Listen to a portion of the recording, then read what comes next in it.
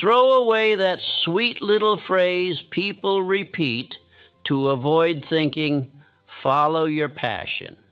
It has ruined more lives than open failure ever could because it sounds holy while it keeps men drifting. It gives a man permission to chase feelings instead of building a fate. If you have ever said, I just need to find what I love, and then waited weeks, months, years, then you know the poison. The world kept moving. Bills kept arriving. Time kept shaving pieces off your youth. And your passion never showed up to rescue you. Now listen closely. I am not against desire. Desire is the beginning of all achievement, but desire without direction is appetite. And appetite, left to itself, makes a man weak, distracted, and easily controlled. Most men do not suffer because they lack talent. They suffer because they lack a principle. They are guided by moods. They wake up as one man and go to bed as another. They call that being human. I call it drift. And drift is not harmless. Drift is the quiet road to regret. Drift is the reason so many intelligent men reach middle life and realize they have built nothing but exhaustion. There are truths about life that are not polite. They do not flatter you. They do not comfort you. They cut. And the cut is mercy, because it stops the infection before it spreads through your whole existence. If you are brave enough to hear them, I will give you 7 principles that most people avoid because they would rather be liked than be free. These are not principles for the crowd. They are principles for the man who wants command. Before I speak the first one, let me ask you something that will expose your habits. How many times have you changed directions because you didn't feel it anymore? How many times have you abandoned a plan because the excitement died? That is exactly why follow your passion is dangerous. Passion comes and goes like weather. If you follow it, your life becomes a series of beginnings with no harvest. You will become addicted to the thrill of starting and allergic to the discipline of finishing. Here is the ugly secret. The world does not reward passion. It rewards value. It rewards service. It rewards the man who can be depended upon when he is bored, tired, irritated, unpraised, and misunderstood. The ultra-successful man is not enslaved by his feelings. He uses feelings as fuel, but he does not take orders from them. He has a chief aim that stands like a steel beam through every season of his life. And that is why some men become powerful even when life hits them hard, because their purpose remains, even when their passion disappears. They do not wait to feel inspired. They act, and inspiration comes to meet them. Now I must warn you, these principles will offend certain parts of you. They will attack the excuses you have used to protect yourself from discomfort. They will expose the difference between a wish and a decision. One of these principles will force you to admit that you have been romantic about life instead of responsible. Another will show you why waiting for clarity is often another form of fear. Another will reveal that comfort is the most expensive drug on earth. But if you absorb these truths and obey them, something rare will happen inside you. Your mind will quiet. Your direction will sharpen. You will stop wasting energy on endless self-analysis and start building a life that produces results. Imagine waking up with calm certainty instead of confusion. Imagine working without constantly needing to be in the mood.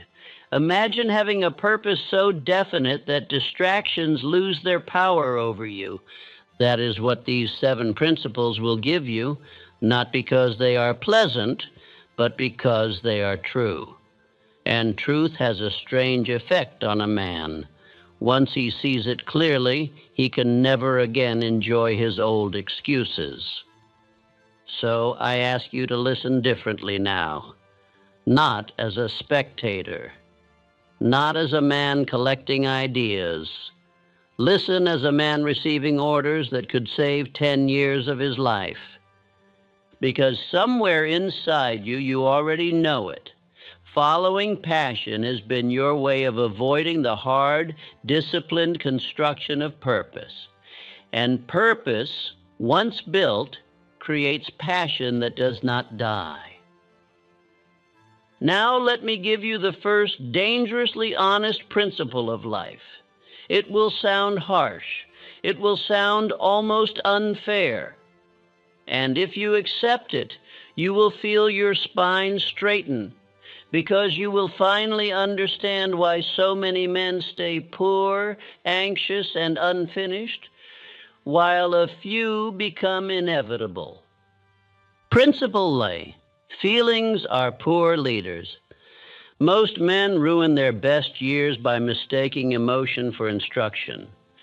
They hear a whisper within, an excitement, a pull, a mood, and they kneel before it as if it were divine authority. But feelings are weather, not compass. They shift with hunger, fatigue, company, or weather.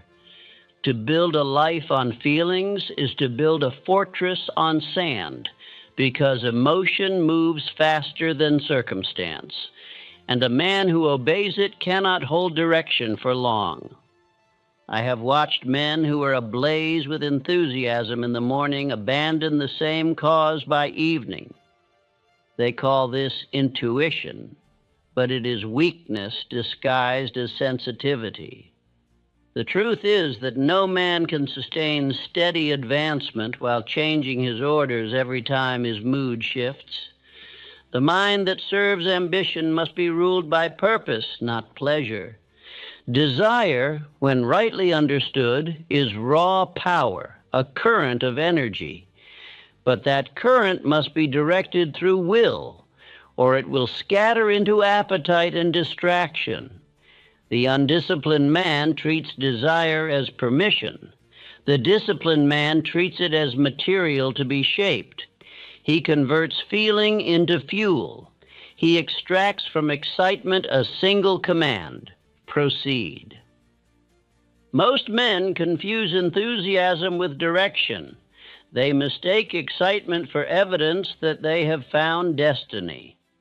They spend months or years chasing the emotion of inspiration, mistaking it for purpose.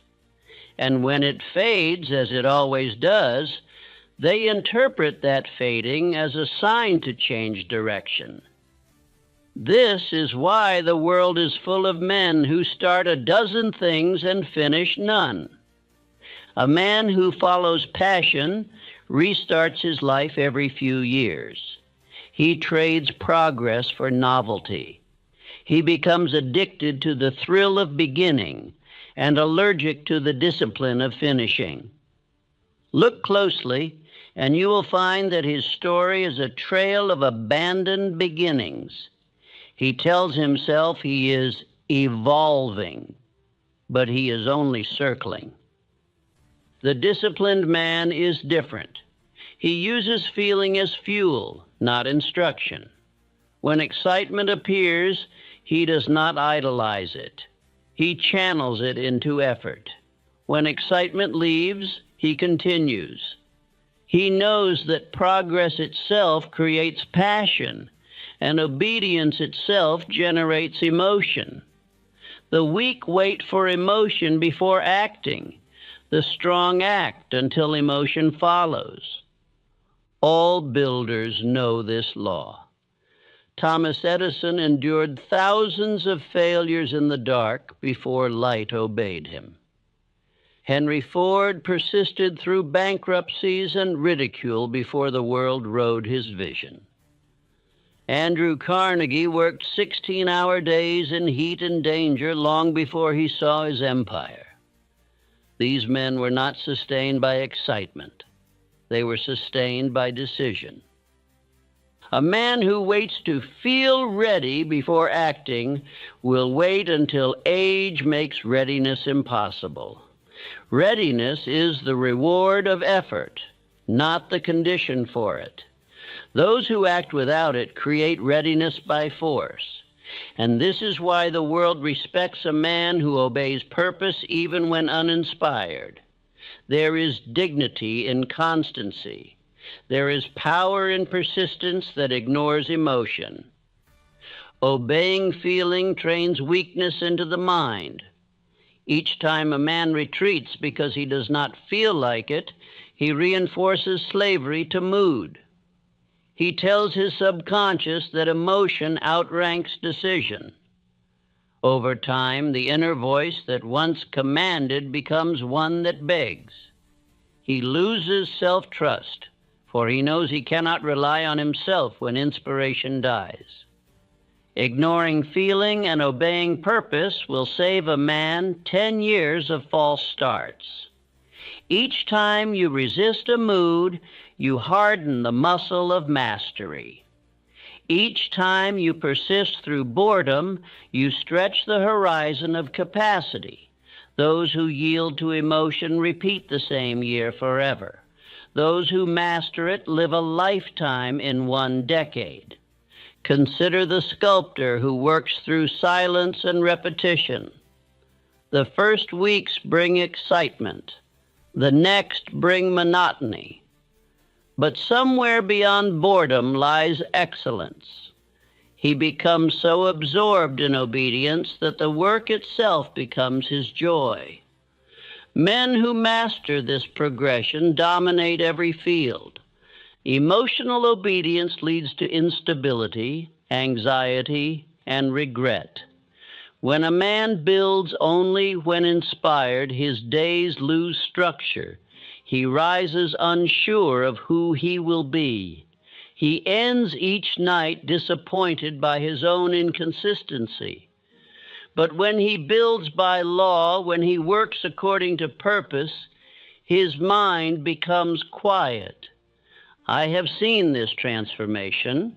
A man begins governed by mood and ends governed by principle. His face, once restless, grows calm. His decisions, once erratic, become deliberate. He ceases to seek happiness and begins to seek strength. The applause of comfort no longer interests him. Happiness, as the world defines it, is a narcotic. It seduces a man into measuring life by feeling rather than fulfillment. But the wise man knows that calm certainty is a greater reward than excitement. Happiness is a guest. Calm is a resident. Choose calm. Speak these affirmations until they become your nature. I command my feelings. They do not command me. I act regardless of mood. I serve my purpose, not my pleasure. Discipline outlives passion. Let this be your first time-saving law. Discipline outlives passion. When emotion fades, discipline remains. When passion dies, principle endures. And that endurance will save you more years than talent ever could. Principle 2. Clarity comes after commitment, not before. Most men waste the prime of their life waiting to figure things out. They delay action until certainty appears, never realizing that clarity is not the starting point, but the fruit of decision. The world teaches men to search endlessly for a perfect plan before moving. In truth, commitment creates the plan as it goes. Waiting for clarity is often fear disguised as wisdom. It sounds cautious, mature, and thoughtful, but beneath it lies hesitation, the fear of error, the fear of ridicule, the fear of responsibility. Men comfort themselves with the illusion that they are thinking things through, when in reality they are avoiding the discomfort of decision. Commitment organizes thought. When a man finally binds himself to a single aim, his scattered ideas align. The mind, which once chased a dozen possibilities, begins to focus its energy. Decision acts as a magnet. It draws intelligence, ideas, and allies to the chosen direction. Uncertainty disappears the moment a man stops negotiating with himself. The world does not respond to contemplation. It responds to command. Nature favors motion. A river becomes clear only when it flows. Stagnation breeds murkiness. Likewise, a man's life clears only through forward motion. The tragedy of modern ambition is that men spend 5, 10, even 20 years searching for what feels right, instead of building what works. They confuse curiosity for destiny. They study, plan, and prepare for seasons that never arrive. They think they are cautious. They are drifting. The ultra-successful man commits first and refines later. He chooses a direction and learns through engagement. He understands that progress corrects itself faster than theory ever could. When he acts, even mistakes reveal the right path. When he hesitates, even wisdom decays into fear. Others perceive decisiveness as confidence. They admire the man who moves while others deliberate. They assume he knows something they do not. But his confidence is not born of knowledge. It is born of obedience to decision. His clarity is a result, not a prerequisite. History is full of men who began with only conviction and built certainty through perseverance. When Dr. Frank Gonzalez decided he would raise $1 million to build a college, he had neither plan nor resources. But his decision organized his speech, his faith, and his opportunities. Commitment shaped his clarity. Indecision multiplies confusion. Every option kept open is an unpaid debt to the mind. Each day spent balancing alternatives drains willpower. Decision, once made, liberates energy. Commitment collapses chaos into focus. Clarity is a reward, not a requirement. The man who acts without waiting for proof gains it by experience. He sees farther because he walks forward. Those who stand still to think find that thinking without movement becomes worry. Commitment saves decades of hesitation. The man who decides learns 10 times faster than the man who debates. Life reveals itself to those who engage it. The mind, once trained to move despite uncertainty, becomes sharp. Responsibility sharpens intelligence. Indecision dulls it. Affirm these truths daily. I commit first. Clarity follows. I move while others wait. I choose a path and make it right through perseverance. Movement produces understanding. When responsibility is embraced, fear loses its disguise. The man who carries weight learns strength. The man who avoids weight grows fragile. Remember this second law. Movement produces understanding. Do not waste another decade waiting for a perfect map. Start walking. The path will teach you what theory never will. Principle 3, discipline is more valuable than talent.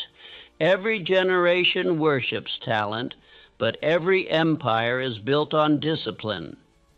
Talent is admired because it dazzles. Discipline is respected because it endures. Talent excites envy. Discipline commands trust. The truth is that talent without discipline creates frustration, while discipline without talent still produces achievement. The man who governs himself will always surpass the man who entertains himself. I have known brilliant men whose intelligence was like lightning, bright but brief. They spoke of plans with brilliance, began with force, and vanished with excuses. They lived by mood, not method. Their potential was extraordinary, yet their results were ordinary. They mistook gift for guarantee, and every year that passed, their brilliance became less useful because it was never governed. The disciplined man does not depend on mood. He understands that reliability is more valuable than brilliance. He builds his character as carefully as others build skill. He trains himself to act when weary, to continue when unpraised, to persist when progress is invisible.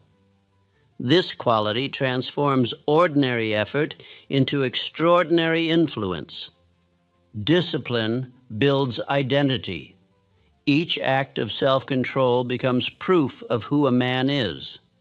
Over time, the man who obeys his schedule more than his impulses begins to believe in his own word. That belief becomes power. He no longer hopes he will follow through. He knows he will. Confidence, once built on inspiration, becomes built on evidence. Society secretly depends on disciplined men. Every system that functions, every bridge that stands, every invention that serves, rests upon someone who did what had to be done long after excitement disappeared. The crowd praises creativity, but it lives by constancy. The world is safe only because some men refuse to drift. The disciplined man becomes reliable, and reliability is power. Men trust him because he does not change with the weather. He fulfills obligations without supervision. His word gains weight. In a world that forgives delay but despises unreliability, he becomes indispensable. This is how discipline compounds invisibly. It builds a reputation that opportunity cannot ignore. I have seen it happen countless times. One man begins with talent and another with consistency. A few years later, the consistent man leads and the talented man serves. The world rewards those who finish what they start, not those who start what they cannot finish. Talent begins, discipline completes. Most men quit when novelty fades. They believe the loss of excitement means the work has lost value. In truth, it means they are now training mastery. Progress hides behind repetition. Those who continue discover that effort after boredom counts double. Discipline removes the need for motivation. A man who depends on motivation must negotiate with himself daily. But the disciplined man acts automatically. Habit has replaced argument. He wastes no energy convincing himself to do what he has already decided must be done. You can save 20 to 30 years of wasted potential by replacing reliance on inspiration with reliance on structure. Those years are lost by men who start and stop, living in cycles of enthusiasm and fatigue. The disciplined man eliminates this cycle entirely. He does not wait to feel capable. He works until capability becomes identity. Consider the life of a man like Charles Schwab, who rose from a laborer in steel mills to one of the most powerful industrialists of his age. He was not born to privilege. He possessed neither unique invention nor genius. What he possessed was obedience to effort.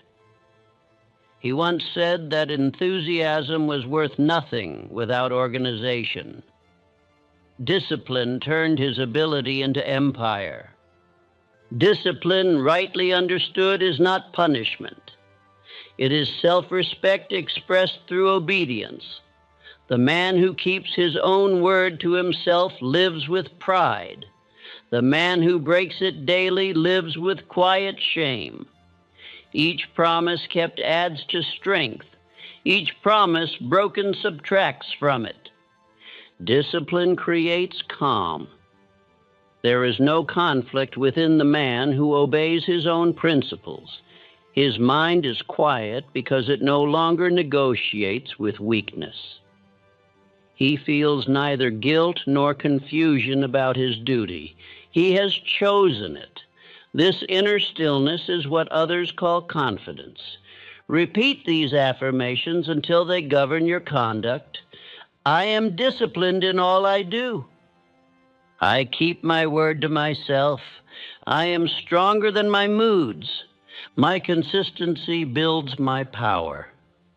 Discipline turns ordinary effort into legacy. It takes the invisible, habits, routines, and standards, and makes them monuments. Every great monument was built by ordinary hands under extraordinary discipline. This is why discipline will always multiply ability. Let this be your third saving law. Character multiplies ability. Talent gives birth to promise. Character raises it into power.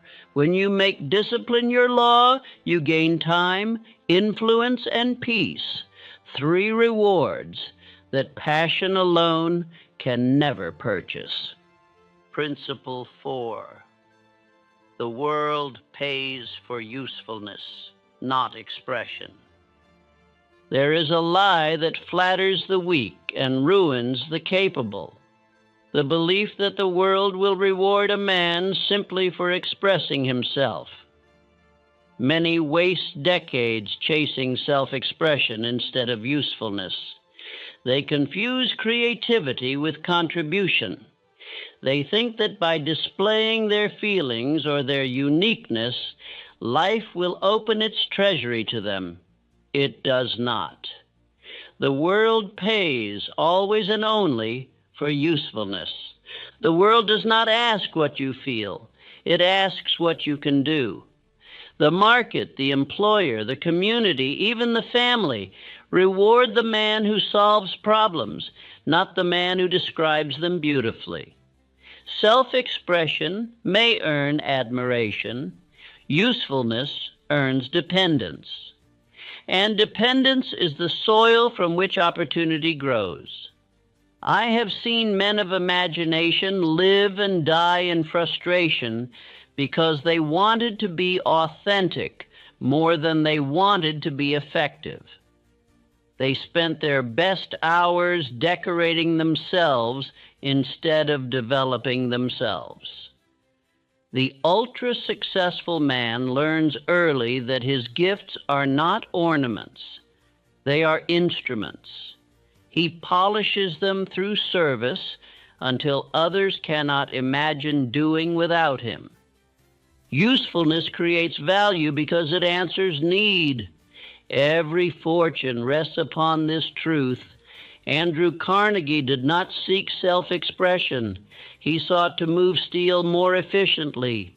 Henry Ford did not chase novelty. He sought to put motion within reach of every family. Their reward came because their work multiplied benefit. The world must, by its own law, pay back those who enlarge it. Work, then, is not self-discovery. It is contribution. You do not find yourself by expressing your moods. You build yourself by improving your service. Each task done with excellence becomes a brick in your character. The man who works to be useful sharpens mind and heart together. His pride grows cleanly from evidence. Men who fix their gaze upon usefulness rise faster because they build alliances instead of audiences. Allies come to the man who can be relied upon to produce results. Admirers flock to the man who merely entertains them, but they vanish when the show ends. One type of man becomes popular, the other becomes indispensable. Usefulness attracts resources as gravity attracts mass. When a man proves that his ideas can serve others, money and opportunity move toward him. He does not have to chase them. They come as a natural consequence, like harvest after planting. This alone can save you decades of financial wandering. For most men waste years trying to make money before they make themselves useful. Pride born of service is different from vanity born of expression. Vanity says, "Look at me." Pride says, "Look at what stands because I built it." The first depends on praise.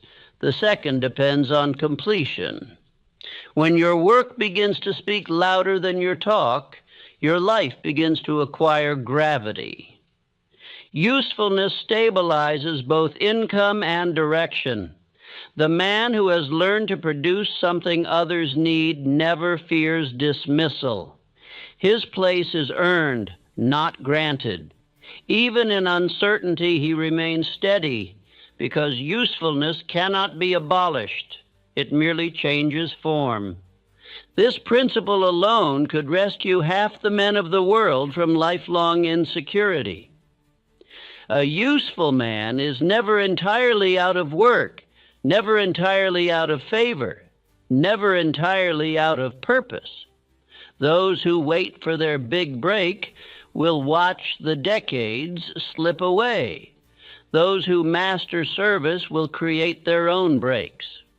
There was once a young salesman who treated every small customer as if he were a king. His colleagues mocked him for wasting effort. Years later, those same customers owned growing companies, and the salesman was the only man they trusted. Usefulness had multiplied him tenfold. Let these words become your creed. I make myself valuable through service. I refine my talent until it serves a need. I build strength through contribution, not display. Value precedes reward. Usefulness produces confidence because it gives evidence of worth. The man who knows he can deliver results does not beg for approval. His security is inward. Self-absorption, on the other hand, breeds insecurity, for it depends on constant reassurance. To serve is to stand on solid ground. Remember this law that will save you uncounted years. Value precedes reward. If you will make yourself useful, life will make you prosperous. If you make yourself merely expressive, life will make you decorative and forgettable. Principle 5. Comfort is the most expensive drug on earth. There is a poison that wears a smile. It speaks softly. It tells a man he deserves rest, that he has earned a break, that there is virtue and ease and wisdom in moderation. It does not destroy him suddenly. It sedates him slowly. That poison is comfort. And comfort, though it looks harmless, is the most expensive drug on earth, for it steals what no man can repurchase: his urgency, his edge, his hunger, his years. Men do not fall because they are incapable. They fall because they grow comfortable with being capable. They begin strong, burning with ambition, and then success itself lulls them to sleep. Comfort persuades them to trade expansion for preservation, excellence for convenience, growth for safety. The most dangerous prison a man can build is a soft life that requires nothing of him. Ease weakens decision. Each time a man chooses the lighter path, he teaches his will that comfort outranks conviction. He calls it self-care, but it is self-abandonment. The muscles of effort, mental and moral, atrophy from disuse. One compromise becomes habit. Habit becomes identity. Soon he is not choosing comfort. Comfort is choosing for him. Comfort disguises itself as balance. The world praises the man who takes it easy, who doesn't push too hard, who finds peace. They do not realize that peace without progress is merely numbness. Balance is noble only when it serves purpose. Otherwise, it is camouflage for fear. A life designed only to feel good ends without ever having done good. Discomfort, on the other hand, strengthens capacity. Growth begins where comfort ends. A man who seeks the harder road expands the boundaries of what he can endure, what he can accomplish, and who he becomes. Pain is not an enemy. It is a tutor.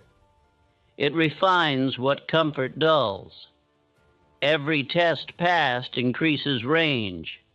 Every difficulty mastered enlarges being. I have never known a man who reached greatness without pressure. It is heat that hardens steel, not shade. It is struggle that forges character, not serenity. The oak grows deep roots because the wind challenges it. The sailor earns mastery because the sea resists him. The man who avoids struggle avoids strength. Comfort delays destiny.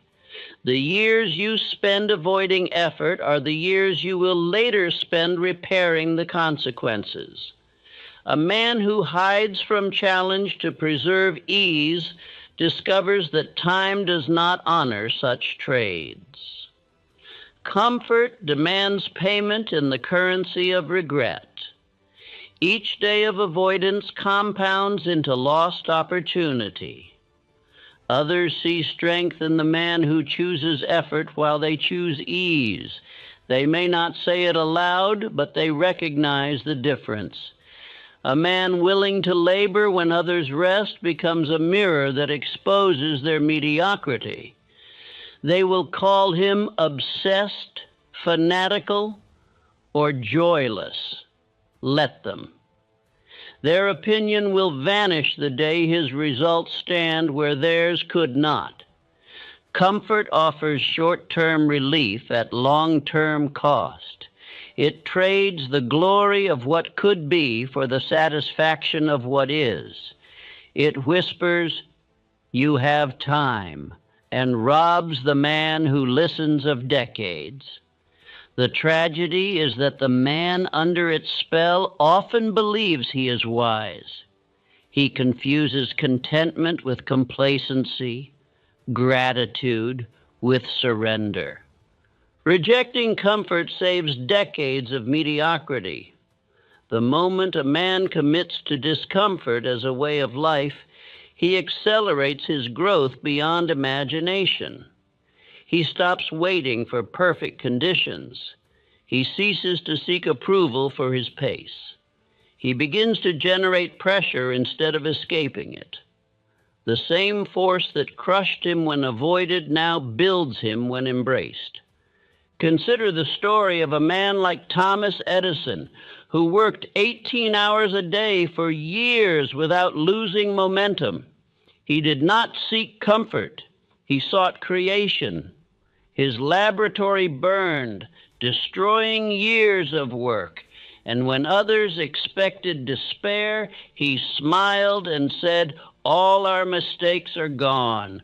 We can begin anew." That is the voice of a man immune to comfort. Discomfort is training. Each hardship is a lesson wrapped in resistance. Fatigue teaches efficiency. Rejection teaches patience. Delay teaches endurance. Every difficulty, properly interpreted, is an investment. The man who faces pain with purpose leaves comfort addicts behind, not because he is lucky, but because he is forged. Let these words serve as your daily instruction. I will not worship comfort. I will not mistake ease for peace. I will choose the harder road when it serves my purpose. I am being strengthened by every test. My discomfort today is freedom tomorrow. Pressure sharpens purpose. Without resistance, the mind wanders. With it, it becomes precise. Goals that once felt distant suddenly appear reachable because the man facing hardship learns to concentrate on essentials. Difficulty forces clarity. A smooth road teaches nothing. A steep climb reveals everything. Comfort breeds regret. Ask the old men who sit in silence, staring at lives that could have been grand, but were instead safe. They will not tell you they wish they had rested more. They will tell you they wish they had dared more, risked more, believed more, persisted more. Comfort feels good now. It feels shameful later. Ease delays greatness. The man who postpones effort postpones the rewards that only effort can buy. Every great enterprise begins with discomfort and ends in mastery. If you are unwilling to be uncomfortable, you have already chosen a smaller life. To escape this drug, you must rewire what you praise. Do not celebrate convenience, celebrate challenge. Do not seek rest, seek readiness.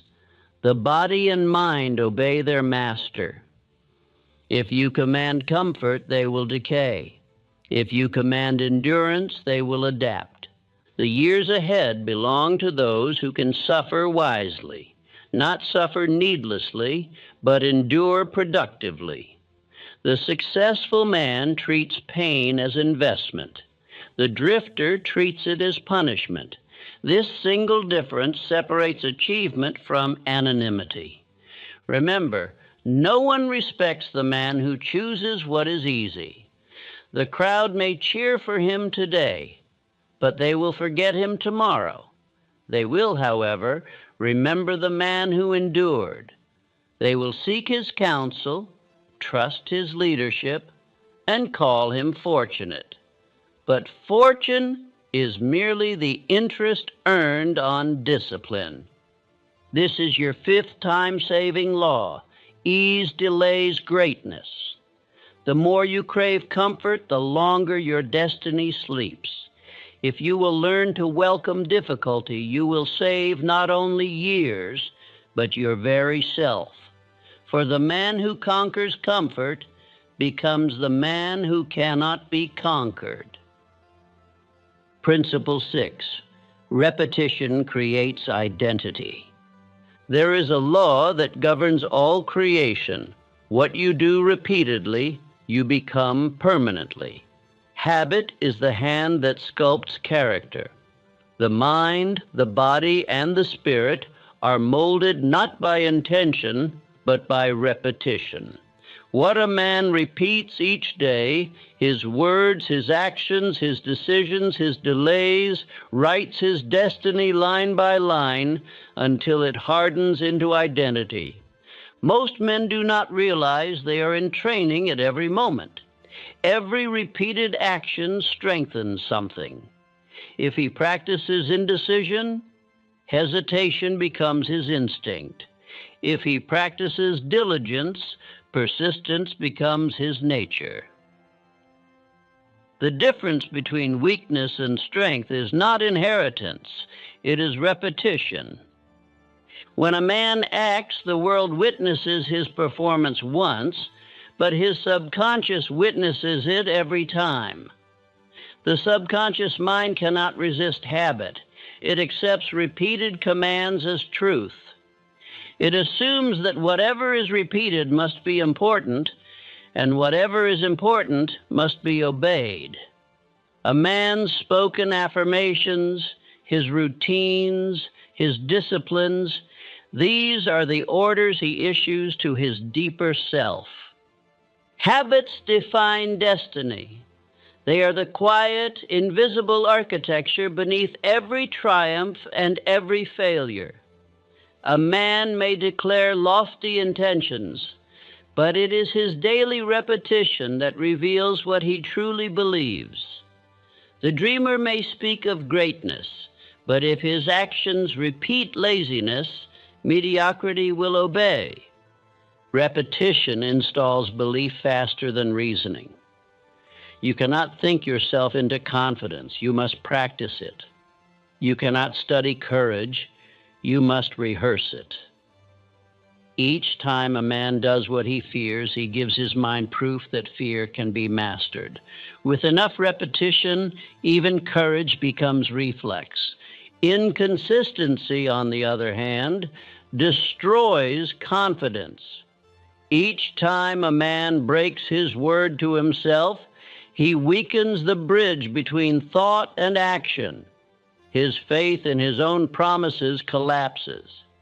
He begins to wonder whether he will follow through, and that doubt infects every goal.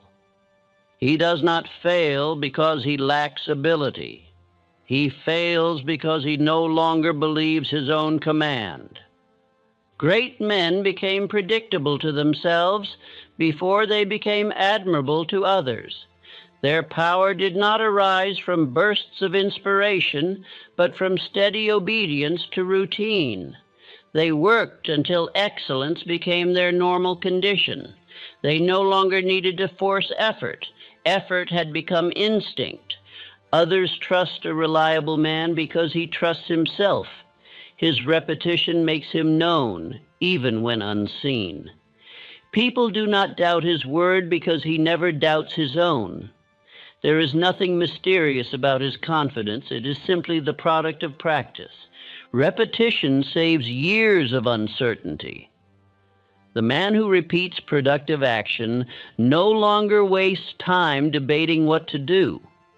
His habits have already decided for him. Each morning his behavior begins where his purpose ended yesterday. This continuity multiplies progress in ways the sporadic man can never understand. Repetition is authority. It turns intention into law. A man who repeats discipline long enough begins to carry the weight of predictability. His presence reassures others. They sense that he will do what he says. They may not admire him at first. They will, in time, depend on him. Think of the blacksmith at his anvil, repeating the same motion thousands of times until his arm and the hammer seem to think together. He does not need to feel motivated. His body obeys memory. In that obedience lies mastery. The musician, the craftsman, the leader, all ascend by repetition until excellence becomes unconscious. Habit erases inner conflict. The man who acts by trained discipline does not argue with himself. He no longer burns energy deciding what is already decided. He has installed obedience so deeply that temptation cannot reach him. This is freedom through structure, the only kind of freedom worth having. Repeat these affirmations until they no longer feel spoken but lived. I repeat what strengthens me. I am consistent in thought and deed. My habits create my identity. I become what I practice daily. Identity solidifies through repetition because every repeated act carves belief into the mind.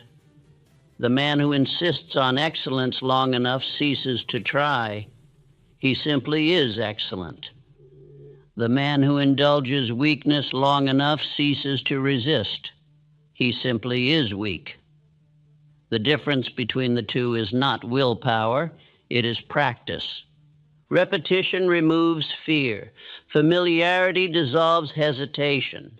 The first time a man faces hardship, he trembles. The 10th time he endures. The 100th time he commands. What once terrified him now obeys him, not because the world changed, but because repetition hardened him. This principle will save you uncounted years. Stop searching for new tricks and start mastering old truths. The mind craves novelty, but power belongs to constancy. Great men are not inventive with their discipline. They are relentless with it. Let this be your 6th saving law. What you repeat, you become. If you would change your life, do not wish differently. Act differently every day until your new actions erase your old self. The man who understands this never again doubts who he will become, for he is already becoming it through repetition. Principle 7, purpose is built, not found. Every man who drifts believes a lie that sounds noble, that somewhere hidden like treasure lies a perfect purpose waiting to be discovered. He tells himself that when he finds his calling, life will fall into order, clarity will arrive, and work will feel effortless. And so he waits. But waiting is the grave of destiny. Purpose is not discovered. It is constructed through decision, effort, and service. The fantasy of finding purpose seduces men into idleness. They search for signs, for passions, for something that feels special enough to commit to. They read, wander, experiment, and talk about potential while years pass unnoticed. They forget that purpose, like muscle, appears only after sustained exertion. A man cannot discover meaning in the absence of motion. Purpose is built from responsibility. It is the result of carrying weight willingly. A man becomes necessary by making himself useful, and from usefulness grows significance. Service reveals direction because it forces a man to act in the world instead of dreaming about it. Through service, he learns what matters, what endures, and what he is capable of bearing. Waiting for purpose wastes more time than failure ever could. The man who moves, even clumsily, begins to shape his path. The man who waits for certainty grows older, softer, and less daring. Life is a sculptor. It shapes those who move through its friction. The stationary man remains a block of potential, never carved into form. Builders create meaning through work. Purpose is not a feeling. It is the structure that emerges when effort meets direction. Each day of disciplined labor lays a brick. Over months, a wall. Over years, a fortress. When he looks back, the man realizes that his purpose was not something he found. It was something he built with his own 2 hands. Others respect men who construct their purpose because such men stand upon evidence. Their work speaks. They are not dreamers. They are definers. Their direction commands belief because it has been proven through endurance. Men who talk of destiny sound romantic. Men who live it appear inevitable. Purpose stabilizes life under pressure. When storms come, the man with no purpose is blown wherever fear and opinion push him. The man with built purpose stands firm. He suffers, but he remains. The storm refines him instead of uprooting him. Every challenge becomes part of the structure he is building. Purpose survives when passion fades. The man governed by feeling abandons his work when excitement dies. The man governed by purpose continues. knowing that meaning deepens through labor. He no longer needs to feel inspired. He is inspired by the fact that his life is being built into something that will outlast him. This single principle can save you an entire lifetime. Men waste decades chasing moods instead of missions, careers instead of callings, comfort instead of contribution. Build something, and meaning will reveal itself through the act of creation. The man who works with purpose feels alive. The man who searches for purpose feels anxious. Look to the lives of great men. None found their calling in a flash of revelation. They chose a direction, served with devotion, and discovered their purpose through persistence. Carnegie built opportunity for others and found fulfillment in creating men. Edison built light for mankind and found meaning in illuminating the world. Each began with service and ended with destiny. Speak these affirmations aloud until they settle into your bones. I build my purpose daily through service. I am guided by responsibility, not emotion. My work defines me because I have chosen it. I no longer wait for direction, I create it. Reframe purpose as obligation, not feeling. A man's purpose is his duty to his potential. It is the standard by which he measures his days. It is the law he writes upon his own soul. Once accepted, it removes confusion because duty leaves no room for indulgence. Purpose produces lasting fulfillment because it aligns desire with discipline. The man of purpose no longer battles himself. His mind, his habits, and his decisions all serve one master aim. The simplicity of this state brings peace no amount of leisure can imitate. Obsession with purpose creates freedom. When a man gives himself fully to his chosen work, he no longer fears the opinions of the crowd. He no longer wastes time wondering if he is on the right path. He knows he is right because he has decided to make it so. Abandon, follow your passion. It is the slogan of drifters.